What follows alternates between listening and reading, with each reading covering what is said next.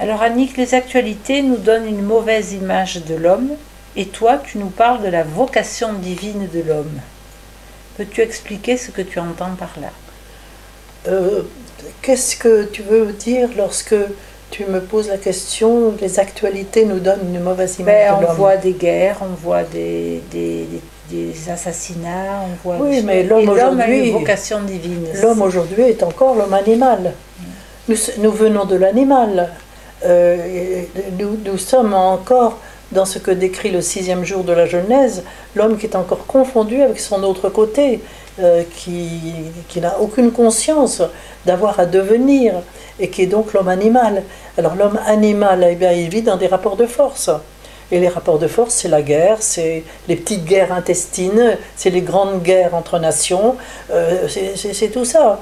Et puis c'est toujours jouissance, possession, puissance que l'on cherche à l'horizontale, c'est-à-dire dans le monde extérieur, et qui nous renvoie dans des souffrances terribles, au lieu de chercher tout cela à la verticale. Est-ce que c'est comme ça que tu expliques la violence dans le monde en ce moment? La violence, elle est en nous. La violence, elle est la violence de tout ce monde animal qui est en nous. Et c'est une violence sacrée. Tout dépend comment on va la diriger. Ou bien cette violence, on va la prendre en main, et c'est justement tout ce dont nous avons parlé jusqu'à présent, on va la prendre en main pour en faire la conquête du royaume divin, la conquête intérieure, ou bien elle va se déchaîner contre à l'extérieur. Déchaîner contre, ça veut dire dans la maladie, et ça veut dire aussi contre la société à l'extérieur. Surtout quand on ne la connaît pas, cette violence. Justement, c'est ça le drame, c'est que il nous a jamais été enseigné que cet autre côté de l'homme, hein, on a parlé de la femme sortie de la côte d'Adam, au lieu de parler de cet autre côté de tout Adam, c'est-à-dire de tout être humain. Et cet autre côté, c'est d'une violence fantastique, mais la violence, c'est la vie. C'est la vie. Oui, c'est une énergie. C'est une énergie. Ce sont toutes ces énergies animales qui sont à l'intérieur de nous. Et c'est celles-là qu'il faut prendre une à une, nommer et transformer. Et quand il y a cette transformation intérieure, c'est toute l'œuvre de la matrice de feu, alors il y a la conquête du royaume, et c'est quelque chose de magnifique. Et on ne se vit plus en rapport de force, on se vit en rapport d'amour. Et c'est ça la vocation divine de l'homme. Et c'est ça la vocation divine de l'homme. Autrement dit, c'est vivre cette deuxième naissance à laquelle le Christ invite Nicodème. Et Nicodème n'y comprend rien.